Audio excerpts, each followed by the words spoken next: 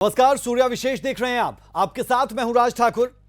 आज बात होगी उन बेटों की जो लगातार अपने बुजुर्गों पर सितम ढाते हैं। बेटा जब पैदा हुआ तो घर में खुशियों के दीप जलाए गए। उसके पहले जन्मदिन पर पूरे मोहल्ले में लड्डू बंटवाए गए। बेटे ने जब पहली बार चलना सीखा तो मां बाप खुशी से उछलने लगे। खुद की खुशियों को मारकर उसे सारी खुशियां दी। अच्छा भविष्य दिया, पढ़ाई लिखाई सब कुछ दिया। अपने बच्चे की परवरिश में माता पिता ने अपनी पूरी जिंदगी झोंक कर रख दी, न्यौछावर कर दी। लेकिन जब माता पिता बूढ़े हुए तो वही औलाद उनके लिए दुश्मन बन गई। जी हां, बिल्कुल सही सुना आपने। इस बात से कोई भी चौंक जाएगा, लेकिन यही हकीकत इस कलयुग की, आज के समाज की, कि कई बार पूत कपूत बन जाते हैं।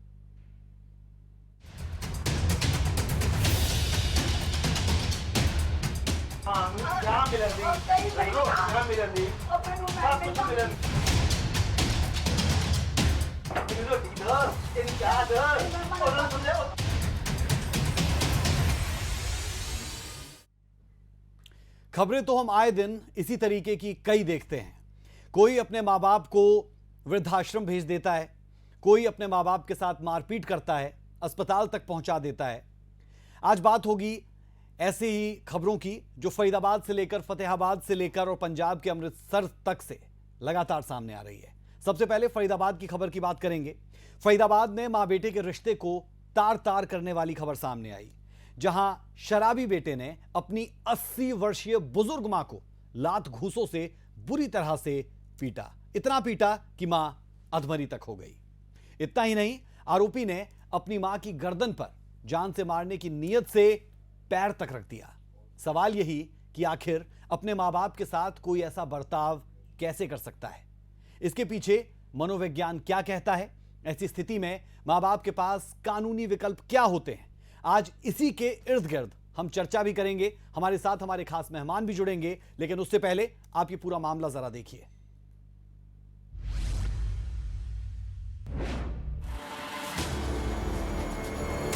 एक माँ के शरीर पर इन जख्मों को देखकर किसी का भी दिल पसीज जाए, लेकिन उससे भी ज्यादा हैरान और शर्मनाक ये है कि एक माँ को ये जख्म किसी और ने नहीं बल्कि उसके ही बेटे ने दिए हैं। घटना फरीदाबाद के 5 नंबर इलाके की है, जहां शराबी बेटे ने अपनी ही मां को लात घूंसों से न केवल बुरी तरह से पीटा, बल्कि मां की गर्दन पर जान से मारने की नियत से पैर तक भी रख दिया।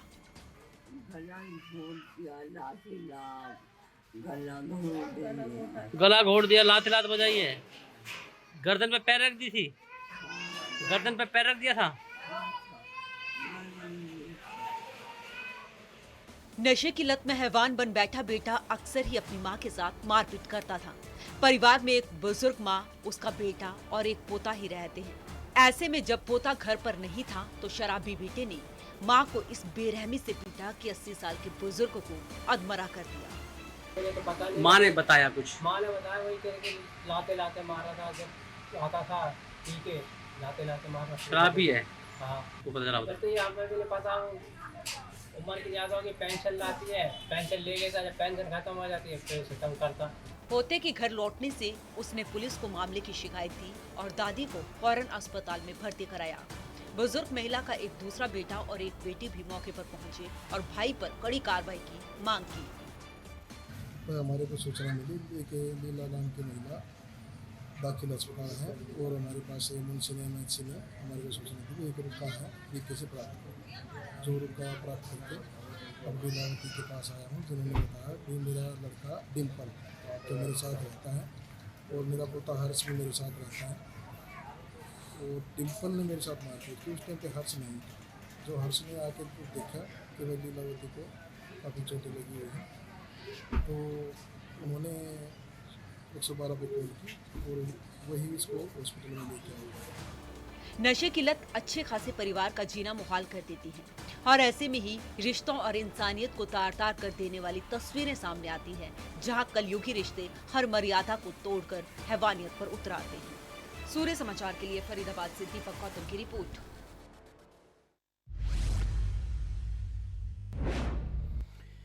बड़ी उम्मीद और विश्वास के साथ उस मां ने अपने बेटे को बड़ा किया, पढ़ाया लिखाया और काबिल बनाया। लेकिन अफसोस, जब उस मां को सहारे की उम्मीद थी तब वही लड़का सहारा तो नहीं बन पाया, बल्कि जमीन के चंद टुकड़ों की खातिर बुजुर्ग मां पर ही बरस पड़ा, अत्याचार करने लगा।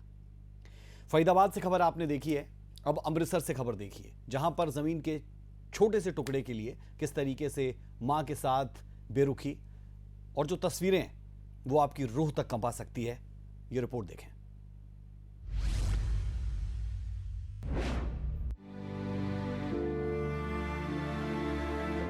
पंजाब के अमृतसर से एक ऐसी तस्वीर सामने आई है जो आपको रुला देगी।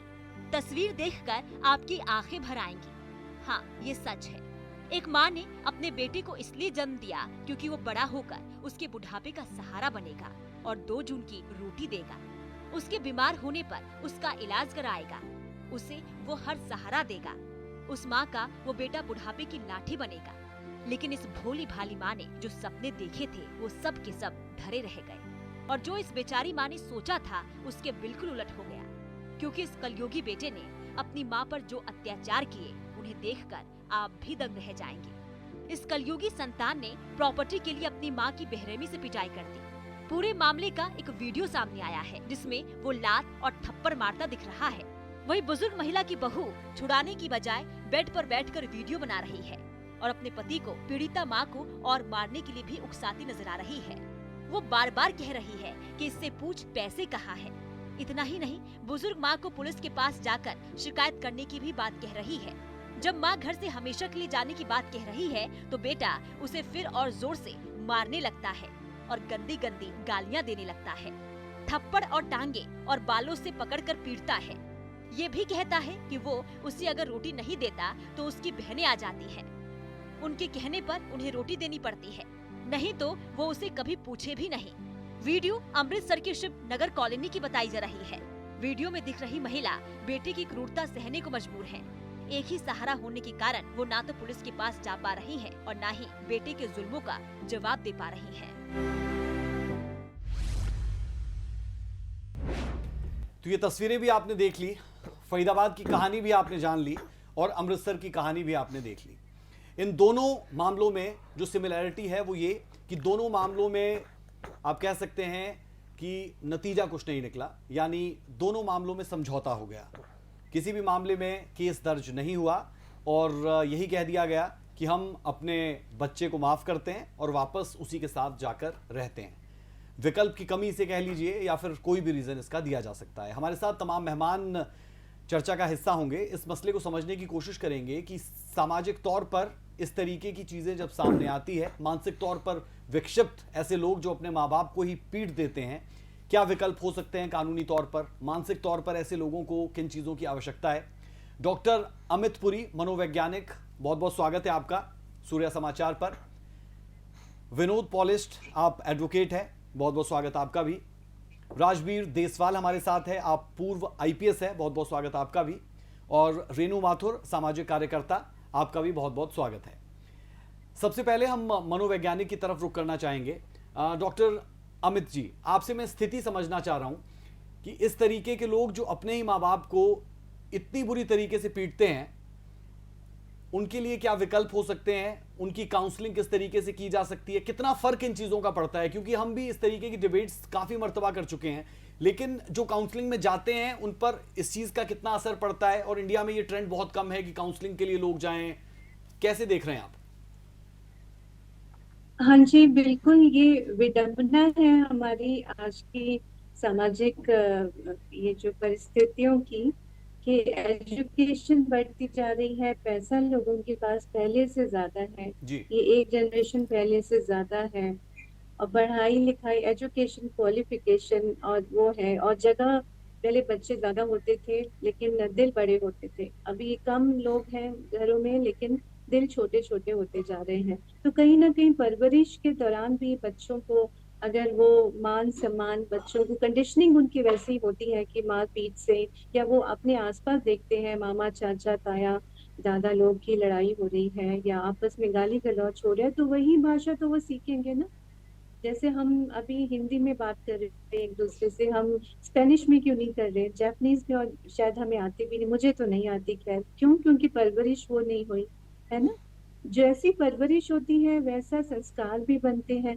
तो कहीं ना कहीं वो जो जड़ें जी थी वो जी। मजबूत जुड़ने वाली नहीं हो पाई होंगी। वो तो एक बात है सोचने की। काउंसलिंग ऐसे लोगों के लिए, माता पिता के लिए भी, क्योंकि वो बच्चों के सामने जब कमजोर हो जाते हैं, उम्र के साथ बेबस हो जाते हैं, उस वक्त बच्चे भी अपनी भड़ास निकालते हैं। और फिर हमारे समाज में ये भी कि अगर लड़का है तो उसके ऊपर जिम्मेदारियां भी ज्यादा हो जाती हैं। चाहे मैं आज डेविल्स एडवोकेट ही प्ले कर रही हूँ अभी, लेकिन कहीं ना कहीं हमारे जो जो हमारे जो एक समाज का एक नियम है या एक समाज का एक पहलू है कि लड़कों के ऊपर जिम्मेदारी काइंड ऑफ, कई लोग बोलते हैं, थोपी जाती है कि जस्ट बिकॉज हम लोग लड़के हैं तो इसका मतलब माता पिता की जिम्मेदारी हमारी, तो बहनें हमारी वो तो अपने अपने घरों में आराम से अपना रह रही हैं, रिस्पॉन्सिबिलिटी हमें मिल जाती है। और बहनें बोलती कि भैया आपको बिल्कुल जायदाद भी डॉक्टर तो अमिता जी, मिलता है, आप तो। मैं आपको बीच में रोक रहा हूं। मैं आपसे स्थिति को समझना ये चाह रहा हूं कि हम अमूमन देख रहे हैं कि 40 से 50 साल की उम्र के लोग इस तरीके की वायलेंस में इन्वॉल्व रहते हैं, जो अपने माँ बाप पर इस तरीके के अत्याचार करते हैं। जानना मैं ये चाह रहा हूं कि अगर ग्रूमिंग में भी दिक्कत है, तमाम चीजें जिनका जिक्र आपने किया, क्या कोई ऐसा शख्स जिसकी उम्र 40 साल हो चुकी है उसे काउंसलिंग से फर्क पड़ता है? क्या आपके पास इस तरीके के लोग आते हैं और उनमें कुछ फर्क पड़ता हुआ आपको नजर आता है? डेफिनेटली काउंसलिंग में फर्क बहुत पड़ता है। हम लोग फैमिली थेरेपी करते हैं और अपने हॉस्पिटल में तो हमारा ऑलमोस्ट हर केस में फैमिली थेरेपी, फैमिली काउंसलिंग होती है। तो कोई भी मानसिक रोग हो या इमोशनल प्रॉब्लम हो, जहाँ फैमिली थेरेपी होती है, फैमिली काउंसलिंग होती है, वहाँ इम्प्रूवमेंट होने के जो प्रतिशत है वो बहुत बहुत बढ़ जाता है, सफलता मिलती है। ये नया ट्रेंड आ रहा है, पहले नहीं था, लेकिन पोस्ट पैंडेमिक काउंसलिंग के लिए भी लोग आ गए हैं। और चाहे वो माँ बाप हो, जी बूढ़े जी। माँ बाप हो, 80 साल के, 70 साल के लोग भी आ रहे हैं, और 40 और 50 साल के लोग ही वो बहुत जिम्मेदारियों से थक गए हैं, और उनको किस तरह से थोड़ा सा रिलीफ मिल सकता है इमोशनली, उसके लिए भी वो लोग आते हैं। और जो आपका सवाल है कि फैमिली काउंसलिंग से फर्क पड़ता है, जी बिल्कुल फर्क पड़ता है।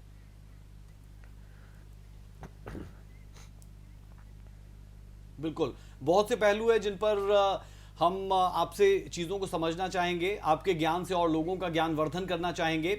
तमाम मेहमानों की तरफ रुख करते हैं, फिर मैं दोबारा आपके पास लौटूंगा।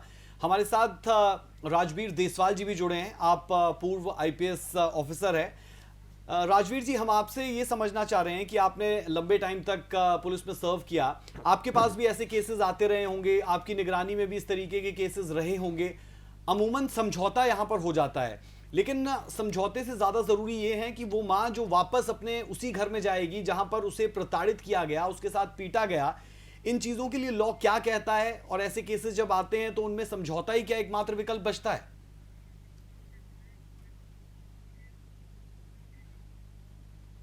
पहले मैं आपका वकील ने बताया क्या कैसे चल रहा है विदेश में, नहीं मालूम। आप अपना प्रश्न एक बार फिर से दोहराएंगे कि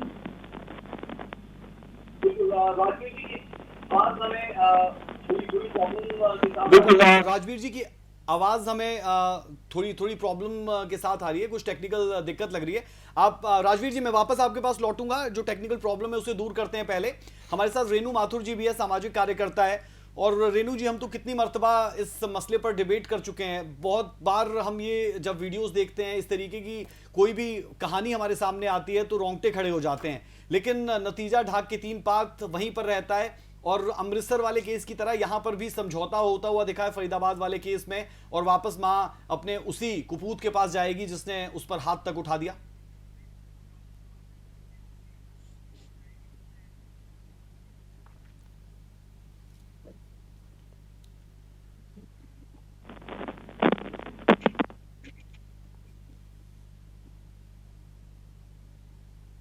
हम कहते हैं ना, माँ बाप अपने बच्चों के 100 खून माफ कर देते हैं, और वो जो ह्यूमन साइकोलॉजी है ना, वो हमें परेशान कर रही है। और ग्रेजुअली ये जो कमिंग जनरेशन है, मैं सबके लिए जनरलाइज नहीं कर रही, पर मोस्टली जो हमारी नेक्स्ट जनरेशन है, उनका ये कहीं ना कहीं रहता है कि भी आप अपने जीते जी हमारे नाम प्रॉपर्टी कर दीजिए, बाद में झगड़े होंगे। तो उस साइकोलॉजी के प्रेशर में आके प्लस मेरा बेटा या मेरी बेटी है, मैंने सारी उम्र इनको संभाला है, पाला है और हम प्यार करते हैं एक दूसरे को, तो माँ बाप के दिमाग में भी ये बात नहीं आती कि हमारे बच्चे ऐसा कुछ गलत कर सकते हैं। अनफॉर्चुनेटली ऐसा होने लगा है। मैंने पंचकूला पुलिस के साथ 5 साल काम किया है पॉक्सो के जो विक्टिम्स हैं उनकी ग्रीफ काउंसलिंग के लिए, प्लस डोमेस्टिक वायलेंस के जो केसेस आते थे पुलिस स्टेशन में, मैंने उसमें कंसिस्टेंटली यही चीज देखी है। मैं ये जो माँ बाप के ऊपर हाथ उठाने का या इमोशनल, फाइनेंशियल, फिजिकल किसी तरह के भी वायलेंस करने का जो ये आज की जनरेशन में हो रहा है, मैं इसे बहुत ही गंभीर रूप से डोमेस्टिक वायलेंस के अंडर लेती हूँ। और ना सिर्फ बच्चों को, पेरेंट्स को सबसे पहले काउंसलिंग की सख्त जरूरत है। हमें अवेयरनेस कैंपेन, हमें फॉर्मेलिटी के तौर पे नहीं, जेन्युइनली हमें रीच आउट करना चाहिए पेरेंट्स को, सीनियर सिटीजन को। दे शुड बी टोल्ड कि उनके सिविल, लीगल और पर्सनल राइट्स क्या है, सीनियर सिटीजन एक्ट क्या है, अगर ये किसी तरह की वायलेंस होती है तो वो अपने आप को किस तरह प्रोटेक्ट कर सकते हैं। इतने सारे हेल्पलाइन नंबर्स हैं, बट फिर आपकी बात वहीं आ जाती है, कोई बात नहीं, मेरा बेटा है, मैं इसके खिलाफ कोई कार्रवाई नहीं करना चाहती। हम साइकोलॉजिकल काउंसलिंग की और कुछ भी हम डिस्कशन कर लें, पॉइंट इज कि जब आप मान लोगे आप बीमार हो तब आप डॉक्टर के पास जाओगे ना।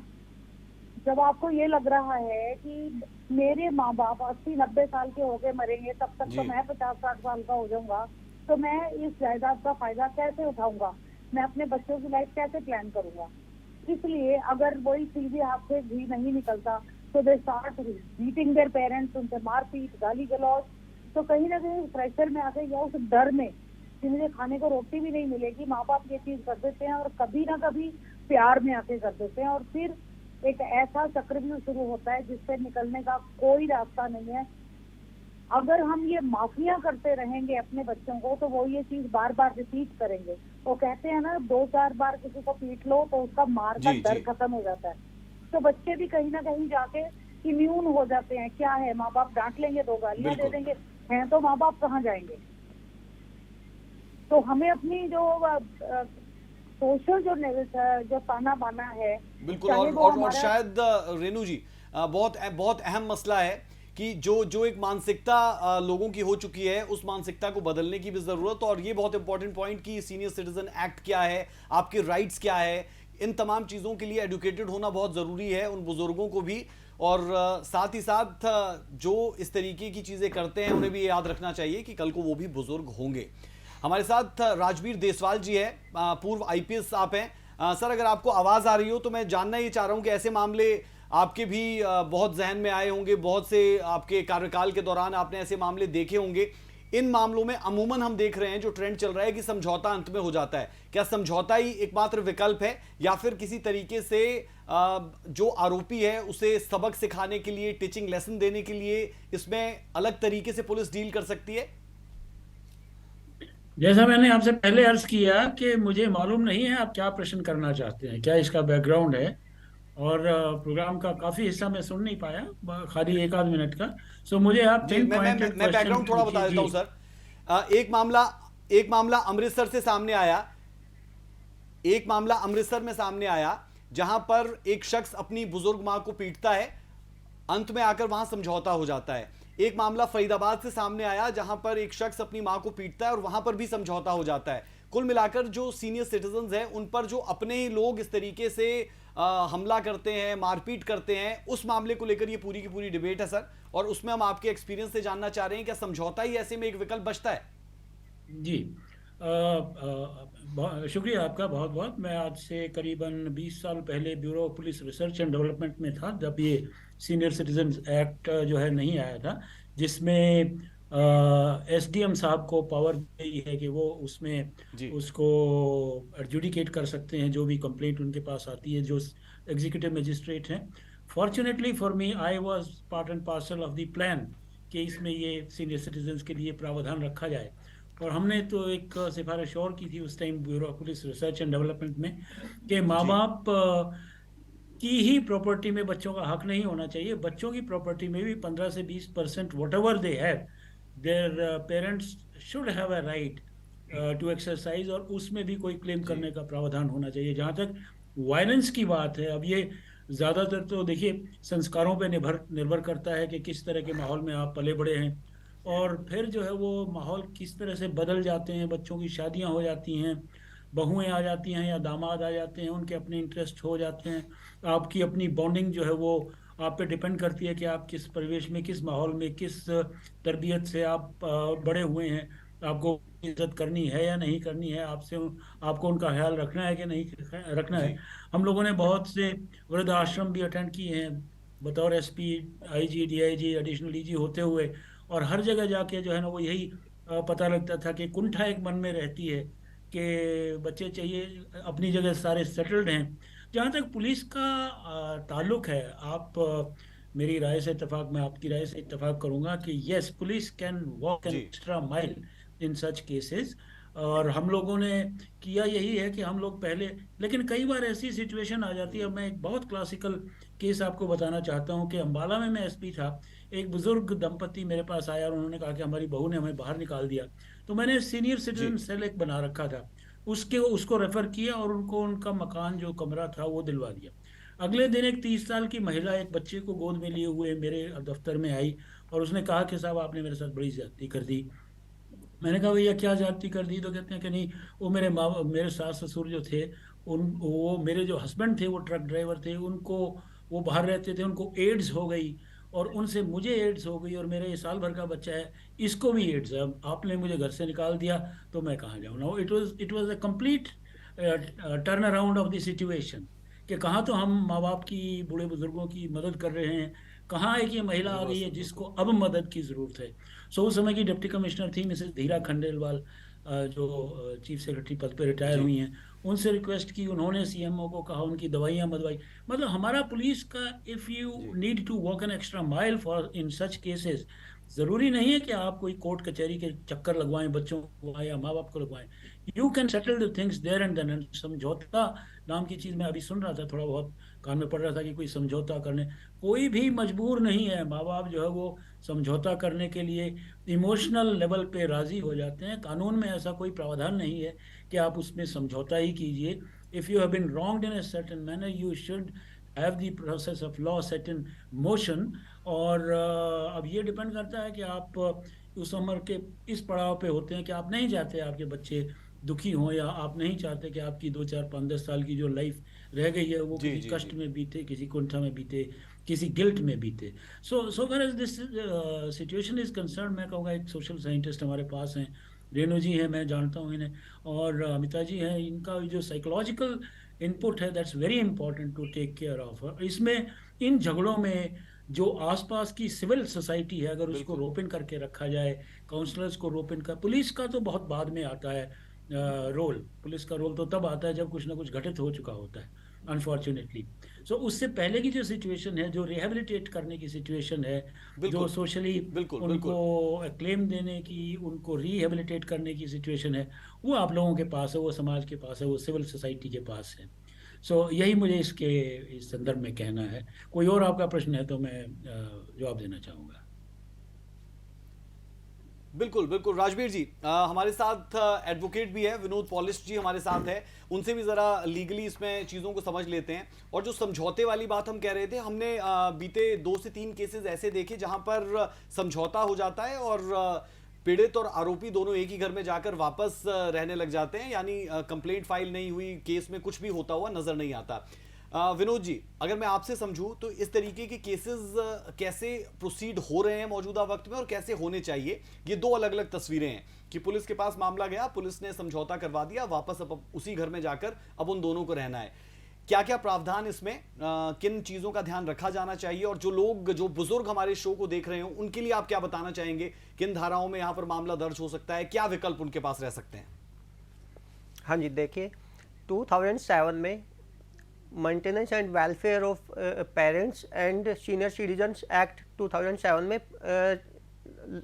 गवर्नमेंट ने पास किया था। Ministry of empowerment and social justice, इन्होंने पास किया था। वो बहुत ही एग्जॉस्टिव एक्ट है, बहुत ही ज़्यादा डिटेल में है और बहुत ही ज़्यादा हमारे सीनियर सिटीजन्स और एज्ड पेरेंट्स के लिए, उनकी प्रोटेक्शन के लिए, उनकी हर तरह की ओवरऑल प्रोटेक्शन के लिए बहुत ही अच्छा एक्ट है। उसमें काफ़ी सारे प्रोविजंस हैं। It's mandatory for the kids to take care of their parents और सीनियर सिटीजन्स। मान लिया कोई सीनियर सिटीजन है, उसके अपने बच्चे नहीं है, लेकिन उसका कोई नियर एंड डियर रिलेटिव्स है, वो उसकी जिम्मेवारी बनती है, वो उसको मेंटेन करने के लिए मेंटेनेंस करेगा, मेंटेन नहीं करता तो पैसे देगा। 10,000 तक पर मंथ का प्रोविजन है उसमें। अगर आप 10,000 पर मंथ नहीं दोगे तो 1 मंथ की इम्प्रिजनमेंट का भी प्रोविजन है। और उसके साथ साथ it's mandatory under the act कि आप एक ट्राइब्यूनल आप बनाएंगे, ट्राइब्यूनल कॉन्स्टिट्यूट करेंगे, और वहाँ पे ट्राइब्यूनल देखेगा कि भाई हाँ, मतलब उसमें क्या है कि मान लिया कोई बच्चा है, पेरेंट्स ने क्या किया कि पेरेंट्स की केयर करने की जिम्मेवारी है उसकी, और वो केयर नहीं करता, वो कुछ ऐसी जगह ले जाके ऐसा छोड़ देता है कि उसकी लाइफ को खतरा हो जाता है, उसकी हेल्थ को खतरा हो जाता है, या उसको कोई नुकसान पहुंच सकता है। तो ट्राइब्यूनल में अगर ऐसी कंप्लेंट जाए तो 3 मंथ तक की इम्प्रिजनमेंट का प्रोविजन है उसमें। लेकिन प्रॉब्लम ये नहीं है कि एक्ट नहीं है, एक्चुअली ये एक जो प्रॉब्लम है ना, ये एक लीगल प्रॉब्लम के साथ साथ सोशल और मोरल प्रॉब्लम है। बिल्कुल। और इसकी सबसे जो बड़ी प्रॉब्लम है, जो मुझे दिख रहा है, जो जैसे मैं कोर्ट में भी देखता हूँ, प्रॉब्लम ये है कि कहते हैं ना कि पूत कपूत हो जाते हैं, माता को माता नहीं होती। क्या होता है कि एक तो सबसे बड़ी दिक्कत है कि लोगों में अवेयरनेस नहीं है। जितने भी हमारे एज्ड लोग हैं, जितने पेरेंट्स हैं, वो मतलब पुराने, उनको पता ही नहीं कि कोई ऐसा कानून भी है, अवेयरनेस ही नहीं है। उनको ये नहीं पता कि भाई इतना एग्जॉस्टिव एक्ट बनाया हुआ है, इतने सारे प्रोविजंस हैं, और इतना ज़्यादा आप कोर्ट में जा सकते हो, आप ट्राइब्यूनल में जा सकते हो, आप उनको कंपेल कर सकते हो। इवन ट्राइब्यूनल के अंदर तो मान लिया एक पेरेंट्स है, तो उन्होंने अपने बच्चे को प्रॉपर्टी ट्रांसफ़र कर दी, और बच्चा उनकी टेक केयर नहीं कर रहा है, उनका हेल्थ का ध्यान नहीं रख रहा है, उनको बेइज्जत कर रहा है, तो वहाँ पे प्रोविजंस है कि वहाँ पे कंप्लेंट करो तो वो जो प्रॉपर्टी ट्रांसफ़र हुई है वो ट्रांसफ़र भी वॉइड हो जाता है, वो ट्रांसफ़र भी इलीगल, वो ट्रांसफ़र भी वापस प्रॉपर्टी उसके नाम पे आ जाती है। लेकिन ऐसी ऐसी चीज़ें पता ही नहीं है, हमारे बुजुर्गों को नहीं पता है। वो क्या है कि अवेयरनेस की कमी करके, और दूसरे नंबर पे कुछ लोगों को पता है तो बाद में क्या करते हैं कि मतलब उनके दिमाग, उनके दिल में है ना, पेरेंट्स के दिल में अपने बच्चों के लिए सॉफ्ट कॉर्नर होता है। बिल्कुल यही सेम बात रेनू माथुर जी भी कह रही थी, और मैं रेनू माथुर जी की तरफ ही रुक कर रहा हूँ। उसका रीजन ये रेनू माथुर जी कि हम लगातार ये बात करते हैं कि कल्चर डेवलप होना चाहिए। बहुत सी चीजें हमने देखा कि एडवोकेट विनोद जी ने भी सुझाई, लेकिन सवाल सबसे बड़ा ये है कि जो बुजुर्ग माँ बाप कोर्ट के चक्कर नहीं काट सकते, या उन्हें इन तमाम चीज़ों के बारे में पता ना हो, क्यों हर जगह पर, हर ज़िले में, हर सोसाइटी में, छोटे लेवल से लेकर बड़े लेवल तक इस तरीके की चीज़ें क्रिएट की जाए, एक कल्चर क्रिएट किया जाए कि जो आपके बुजुर्ग हैं वो सुरक्षित महसूस कर सकें। क्या इस तरीके का कोई हम कहें कि एक पायलट प्रोजेक्ट के तौर पर सरकार की तरफ से शुरू किया जा सकता है? कोई सुझाव आपके पास, अगर हुक्मरान देख रहे हो, सरकार के नुमाइंदे देख रहे हो शो को? मैंने पिछले 2 दिन में यही मैंने एक लिस्ट बनाई है, how we can help senior citizen. हम खुद सीनियर सिटीजन हैं, तो और पंचकूला जैसे प्रोग्रेसिव शहर में रहते हुए भी जो लिमिटेशंस हम फेस कर रहे हैं, उसके लिए आई रियलाइज कि हम कुछ हद तक हम अवेयर हैं, हमें थोड़ा बहुत अपने राइट्स पता है। व्हाट अबाउट द पीपल, जैसा कि अभी आपने बोला, जिनको मालूम ही नहीं है कि उनके लीगल या किसी तरह के भी राइट्स क्या हैं। तो what I am planning to propose, I hope कोई मेरी बात सुन ले, इज दैट जैसे फॉर एग्जांपल ये हमारी जो इमरजेंसी रिस्पांस टीम की जो गाड़ियां हैं 112, they are forever going around शहर में। तो एक लिस्ट कंपाइल की जाए सीनियर सिटीजन्स की जो यहाँ अकेले रह रहे हैं, जिनके पेरेंट्स, जिनके बच्चे out of country, out of city या स्टेट हैं, और उनको संभालने वाला कोई नहीं है। तो their numbers should be shared with the police team जो rounds लेती है, and on a regular basis at least once a week calls should be made, not as a formality but genuinely, और एक डेटा मेंटेन होना चाहिए, जैसे emergency calls का data हमारे डिपार्टमेंट्स में मेंटेन होता है, ताकि उन पेरेंट्स को भी ये हौसला रहे कि कोई भी दिक्कत हो तो हमें कोई पूछ रहा है। दूसरा, सम काइंड ऑफ, जैसे राजवीर जी ने बोला, some kind of setup should be there, जिसमें a senior police officer, a lawyer, people like us, social workers, then resident welfare associations, इनके स्पेसिफिक मेंबर्स होने चाहिए जो प्रोएक्टिव हों, और वो इस चीज को फॉलो अप लें, इस चीज का कि क्या हो रहा है किसी के लिए। तीसरी सबसे इम्पोर्टेंट चीज, I read somewhere that कुछ institutes have started an internship project जिसको they call it a buddy system, that जैसे कॉलेजेस में डिग्री के बाद इंटर्नशिप होती है, तो some provision of an internship should be there, जिसका एक हिस्सा हो that the youngsters should spend time with senior citizen जो उनके ग्रैंड पेरेंट नहीं है, अपार्ट फ्रॉम दैट, एंड वो कनेक्ट करें और सीनियर सिटीजन से भी फीडबैक लिया जाए। इस सारी एक्सरसाइजेस को अगर हम कंबाइन करते हैं तो इससे बहुत सारी चीजें आगे आएंगी। एक तो उनका पेन हम तक पहुंचेगा, उनकी क्वेरीज, उनके क्वेश्चंस हम तक पहुंचेंगे, और जो भी रेलेवेंट डिपार्टमेंट्स हैं, अब चाहे फॉर एग्जांपल राजवीर जी आप ही हैं या हम हैं, जो भी हैं, जो कहीं ना कहीं अपने राइट्स को, लॉज को, लीगैलिटी को पहचानते हैं, I think we are in a very good position to help ourselves and help people जिनको ये चीजें नहीं पता। तो मुझे ये लगता है कि बजाय हम इंतजार करें कि कोई अपना गला दबवा के या हाथ पैर तोड़वा के या फाइनेंशियली या मेंटली डेप्रिशिएट होके टूट के हमारे पास आए, उससे पहले उनको उनका मालूम होना चाहिए कि इफ दिस हैपेंस हम ये कर सकते हैं। हम क्या करते हैं, senior citizen day, Elder abuse day, हम डेज वाले दिन को एक्टिविटीज करते हैं, rest of the year what happens, nothing. हम किसी भी सीनियर ऑफिसर या ब्यूरोक्रेट, या I am not saying for everybody, but ये मैंने खुद होते हुए देखा है कि the older you become the less बिल्कुल people care for you. Public awareness is very important. अगर एक 80 साल की या 70 साल की लेडी को 5-5 घंटे बाहर बेंच पे बैठ के इंतजार करना पड़ता है किसी ऑफिसर को मिलने का, और उसको पानी पिलाने का भी प्रोविजन नहीं है, तो वो समाज से, हमारी अथॉरिटी से, किसी से क्या एक्सपेक्ट कर सकती है। तो I think it has to be a very blended solution, जिसमें people who are genuinely worried कि सीनियर सिटीजन्स के लिए कुछ होना चाहिए, उनको उनके लॉज, अधिकार पता होना चाहिए। Most important is the support of the legal fraternity and जी Renu ji, the police department. ये किसी भी तरीके से अगर स्ट्रीमलाइन हो सकता है जेन्युइनली, तो I will be the happiest. बिल्कुल, एक सिस्टम बनना बेहद जरूरी है, कल्चर डेवलप होना बहुत जरूरी है कि हम बुजुर्गों के लिए क्या कर सकते हैं। आसपास सोसाइटी हो तो सोसाइटी में भी आपको पता होना चाहिए कि कौन आसपास आपके ऐसे बुजुर्ग हैं जिन्हें कोई मदद हो तो वो भी उन तक पहुंचाई जाए। जैसा जिक्र रेणु जी ने भी किया कि जिनके बच्चे घर में नहीं रहते, वो वहां पर अकेले रहते हैं, कहीं ना कहीं वो आप कह सकते हैं कि रिस्क प्रोन और ज़्यादा हो जाते हैं, और अदर एक्टिविटीज़ के भी।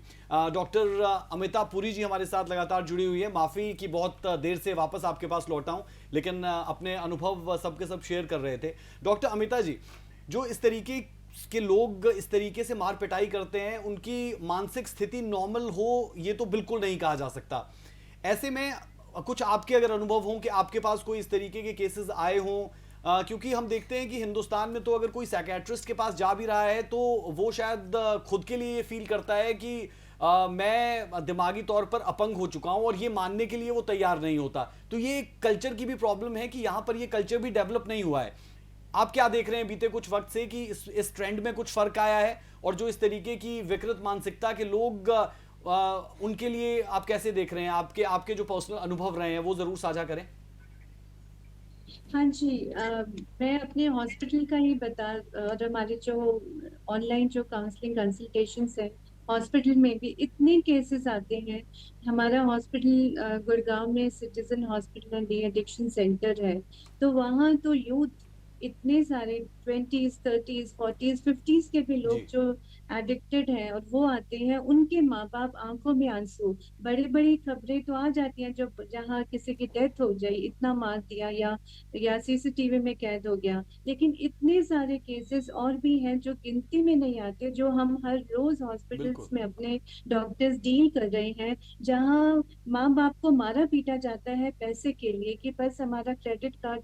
एक मदर ने तो आंखों में आंसू भर के, भाई बेटा इंजीनियर उसका, लेकिन 40 साल का, कि मुझे तो लगता है मैं नौकरी कर ही अपने बच्चे के बेटे के लिए रही हूँ, कि सारा का सारा पहली तारीख को ही पैसा वो अपने नाम कर लेता है और फिर सारा दारू में या दूसरी चीजों में उड़ा देता है। हम कहाँ जाएं? वो बोलते हैं हमने अपने शादी ब्याह में जाना छोड़ दिया, इधर उधर अड़ोस पड़ोस में कोई फंक्शन में जाना छोड़ दिया, और इतनी बेइज्जत, मतलब इतनी शर्मिंदगी फील होती है अपने आप में कि लोगों से नजरें नहीं मिला सकते, अपने भाई बहन जो रिलेटिव है उनसे नजरें नहीं मिला सकते। इतने सारे केसेस जो कि अनगिनत हैं, जो कि दिखते नहीं हैं जो समाज में, लेकिन हमारे समाज का वो एक एक पार्ट है। और उसके लिए हमारा जो छोटी कोशिश काफी जगह हम लोग करते रहे हैं बहुत सालों से, ऑलमोस्ट मोर देन 30 इयर्स की। जैसे हमारे इंटर्नशिप प्रोग्राम होता है या हमारे स्टूडेंट्स होते हैं साथ में ट्रेनिंग के लिए आते हैं, तो old age geriatric care group में ऐसे लोगों को हम लोग जितने भी ऑलमोस्ट जितने केसेस हमारे पास आते हैं, हम कोशिश करते हैं उनके परिवार के साथ जैसे फैमिली काउंसलिंग के तौर पे जुड़े रहें। इट्स नॉट कि एक बार कोई आया उसको continuity over 6 months 1 year 2 year भी प्रोग्राम्स ऐसे चलते हैं।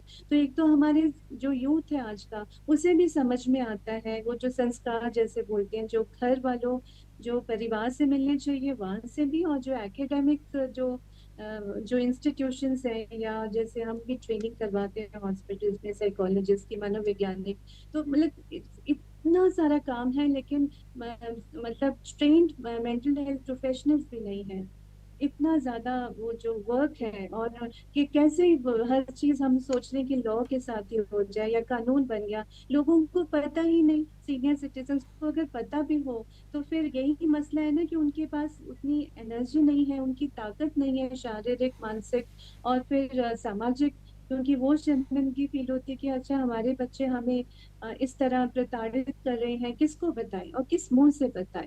तो वो भी, तो जहाँ जो विक्टिम है वही अपने आप को अशेम फील कर रहा है, ये भी एक हमारी सामाजिक प्रथा। और फिर लोग जो है वो अड़ोसी पड़ोसी भी एक काइंड ऑफ, बहुत बार पड़ोस से भी वो जो एक समझ या एक कोऑपरेशन मिलना चाहिए, वो कहीं ना कहीं जो होते हैं ना पिटी आईज, लोग परेशान हो जाते हैं पिटी आईज से कोई हमें देखे तो वो हमारी ही बेइज्जती होने के बराबर है। तो उससे रादर एनोनिमिटी में घर में वो प्रताड़ित होना स्वीकार करते हैं, और ऐसे केसेस हजारों लाखों में आज भी हैं, बस वो दिख नहीं रहे, जो मीडिया में सामने नहीं आए।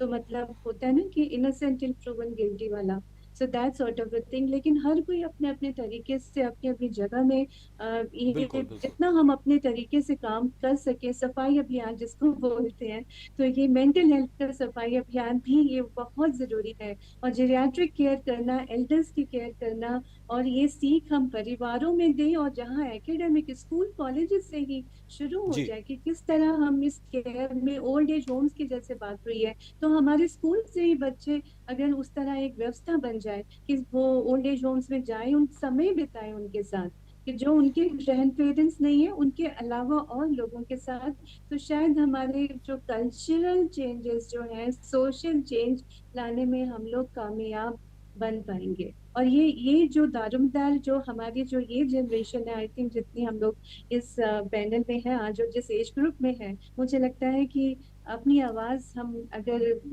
जनता तक पहुंचा सके इस तरह आपके थ्रू, और ये जनरेशन, हमारी ये जनरेशन भी एक स्ट्रॉन्ग स्टेप ले सके और वो मैसेज पहुंचा सके, तो आई विल फील कि yes we have done something. Thank you. बिल्कुल बिल्कुल। और डॉक्टर अमितापुरी जी, इसीलिए हमने आज ये डिबेट रखी। बहुत सी चीज़ें चर्चा के लिए रहती है, लेकिन हमें हमारी ये जिम्मेदारी लगी कि लोगों तक इस तरीके का मसला पहुंचना चाहिए। लोगों को अगर हम किसी भी तरीके से एजुकेट कर पाएँ तो ये सूर्या समाचार के लिए भी एक उपलब्धि से कम नहीं। मैं राजवीर जी आपके पास आ रहा हूँ। राजवीर देसवाल जी पूर्व IPS हमारे साथ लगातार बने हुए हैं। हमने मेंटली, सोशली, लीगली इन तमाम चीज़ों पर बात की, लेकिन मैं पुलिस के कंस्ट्रेंट्स को समझना चाह रहा हूँ ऐसी स्थिति में, क्योंकि हम देख रहे हैं कि बहुत बार ऐसा भी होता है कि माँ बाप के पास विकल्प वापस जाने के अलावा और कुछ नहीं होता। ये वो खुद बहुत से केसेस में कहते हुए नजर आते हैं। क्या पुलिस के पास भी जो ये कंस्ट्रेंट है ये रहता है ऐसे वक्त में, या फिर दूसरी तरफ हम कहें कि उनके पास इतनी ज़्यादा कंप्लेंट्स है, इतनी ज़्यादा फाइल्स है कि वो ऐसे केसेस में यही बेटर समझते हैं कि म्यूचुअल अंडरस्टैंडिंग हो जाए, केस फाइल ही ना हो, आगे ना बढ़े? क्या ये तस्वीर वाकई में रहती है, या फिर हम उस हकीकत से दूर है जिसे आप बेहतर हमसे समझते हैं? देखिए रेणु माथुर जी अगर पंचकुला से हैं तो she must know that I was commissioner of police Panchkula Ambala way back in 13-14, और हम लोगों ने एक मुहिम यहाँ सेक्टर्स में शुरू की थी जब कोई 2-3 मर्डर्स हो गए थे सीनियर सिटीजन्स के। लोग बाग माजरी चौक इधर उधर से घुस के घरों में शाम के टाइम धक्का दिया, इनकेपेसिटेटेड होते हैं, अनेबल टू फाइट बैक होते हैं। सो 2-3 मर्डर्स हुए, उसके बाद कोई हमारे पास 50-60 महिला रैपिड एक्शन फोर्स की जो है ना रिक्रूट्स आ गई, और उनको हमने हाउस टू हाउस ये पता लगाने के लिए मामूर किया था कि किस घर में, किस हाउस में 60-65 साल से ऊपर के व्यक्ति अकेले रहते हैं। So we were able to identify certain houses, and these houses were very regularly visited, and a DSP level officer, ECP level officer used to monitor के कोई senior citizens को जो है ना विजिट करके आके रपट लिख रहे हैं या नहीं। दूसरी बात मैं ये कहना चाहूँगा कि दिल्ली पुलिस ने जैसे किया था, दिल्ली पुलिस ने एक मुहिम चलाई थी, स्कूल के बच्चों को वो मोटिवेट करते थे कि वो बुजुर्गों के पास, सीनियर सिटीजन्स के पास जाएं, समय व्यतीत करें, घंटा घंटा 2-2 घंटा उनके साथ बात करें, उनकी बातें सुने, and they should not feel left out, या दे शुड नॉट फील कि they are no more relevant to the society. जहाँ तक बात है आपका पुलिस कंप्लेंट्स का, कंप्लेंट्स डेफिनेटली कई चीज़ें, hard core crime is the first priority with the police. Maintenance of law and order is the other priority with the police. जी।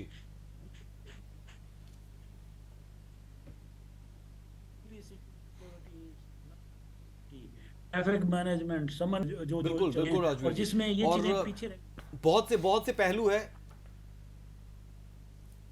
जी जी, पूरा करें। जहां तक ताल्लुक है कि एक कंप्लेंट पुलिस के पास आ गई, if there is a cognizable offence made out, then only the police steps in. अगर कोई अनफॉर्चुनेटली कोई हमला हो, कोई वायलेंस हो गई, कोई मारपीट हो गई, कोई मेडिकल नोट्स आ गई, है कि आप दूर बैठे भी कोई वायलेंस कर सकते हैं माँ बाप के खिलाफ, घर में रहने वालों के खिलाफ, या किसी तरह के ओवर्ट या कोवर्ट एक्ट से भी वायलेंस कर सकते हैं। कोई ज़रूरी नहीं है कि आपने जाके चाकू ही घोंपा है, आप ऐसी स्थिति कर दीजिए घर में कि जिससे आदमी का जीना ही मुहाल हो जाए। So definitely these provisions are attracted, and these provisions are taken care of only in a court of law. That's the issue. जो पुलिस का पार्ट है, that is relevant only when a cognizable case is made out, and then only the police comes in the picture, और तब वो उसको investigate करते हैं। Otherwise जो सोशल लेजिस्लेशन है उसमें पुलिस इतना ज़्यादा कुछ नहीं कर सकती है, लेकिन जहाँ तक उनको विजिट करने का, उनको रीअश्योरेंस करने का, उनको सिक्योरिटी वो महसूस करें, उनको ये लगे कि हाँ हमारे अगर बच्चे बागी हो गए हैं तो पुलिस कम से कम हमारे साथ है और हमें प्रोटेक्शन भी देगी, हमारे हकूक़ की जो है वो हिमायत भी करेगी और हमें जो है न्याय भी दिलवाएगी। So that is a kind of bond that the police is required to create between senior, not only senior citizens, even widows, destitute children। हर एक जगह जो है पुलिस का अगर ये इमेज हो, अनफॉर्चुनेटली है नहीं, बट कुछ जगह जो है कुछ ऑफिसर्स करते हैं इस तरह के पुलिस कम्युनिटी ओरिएंटेड प्रोग्राम्स भी जारी करते हैं, सोशल लेजिस्लेशन को भी ख्याल में रखते हैं, और वो उस तरफ अच्छा कई तरह के आजकल जैसे women cells, women police stations बनाए। It doesn't lie in my mouth again कि मैंने 1995-96 में जब मैं एसपी सोनीपत था तो पहला महिला पुलिस स्टेशन मैंने ही वहाँ स्टार्ट किया था। राजेश खुल्लर वहाँ डिप्टी कमिश्नर थे, and thereafter it took the government, successive governments to take at least 20 years to create महिला पुलिस स्टेशंस ऑल ओवर। 2015 में बने हैं जाके फर्स्ट महिला police station by us in बिल्कुल बिल्कुल। और राजवीर जी, इसीलिए हम चर्चा का हिस्सा आप जैसे माननीय लोगों को बनाते हैं ताकि हम भी एनलाइटन हो सकें आपके ज्ञान से, हमें भी ये जानकारियां मिल सके, और साथ ही साथ हमारे वो दर्शक जो इस कार्यक्रम को देख रहे हैं, क्योंकि कोशिश सिर्फ ये कि ज़्यादा से ज़्यादा लोगों को जागरूक किया जा सके ऐसी चीज़ों के बारे में कि इन चीज़ों से कैसे बचा जा सकता है, इन चीज़ों के लिए क्या आपके पास प्रावधान है, कौन कौन से लॉज आपके फेवर में रहते हैं।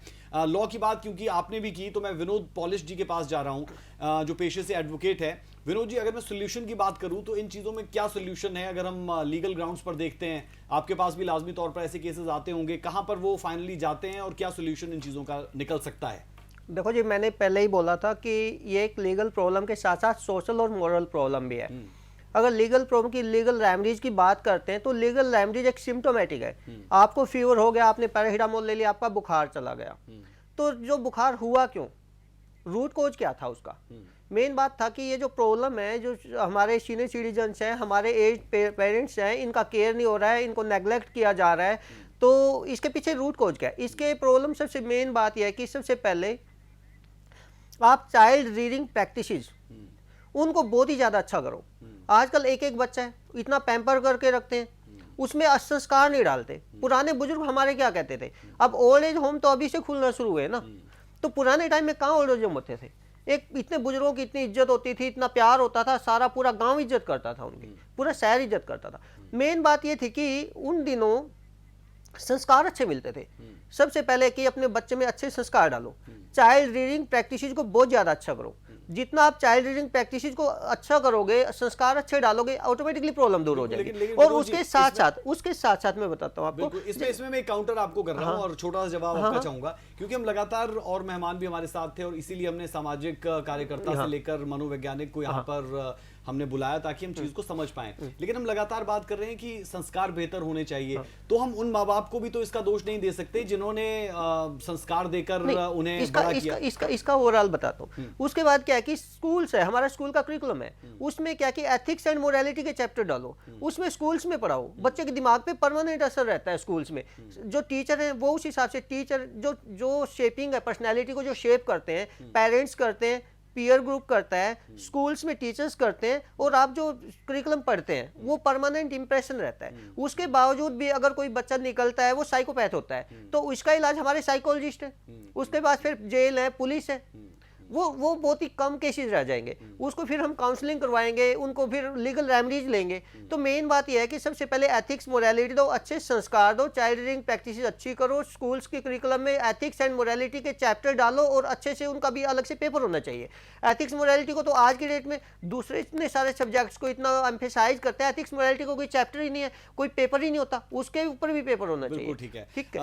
वक्त की कमी है, इसलिए सभी मेहमानों का तहे दिल से धन्यवाद कि आप हमारे साथ इस मुहिम का हिस्सा बने, जो हम लगातार इस तरीके की खबरें सामने लाते हैं ताकि जागरूक कर पाएं हम लोगों को, समाज को, और उन लोगों को खास तौर पर जो बुजुर्ग होंगे, क्योंकि आप भी बुजुर्ग होंगे, इसलिए बुजुर्गों का सम्मान जरूर कीजिए, और साथ ही साथ इसलिए भी कीजिए क्योंकि वो आपके बुजुर्ग हैं। साथ ही साथ इस मसले पर चर्चा हम जितनी भी चाहें उतनी लंबी कर सकते हैं, लेकिन वक्त अब इससे आगे इजाजत नहीं दे रहा। सूर्या विशेष में अभी के लिए हमारा और आपका साथ इतना ही। मुझे और मेरी पूरी टीम को दें इजाजत। खबरों का सिलसिला सूर्या समाचार पर बदस्तूर जारी है। नमस्कार।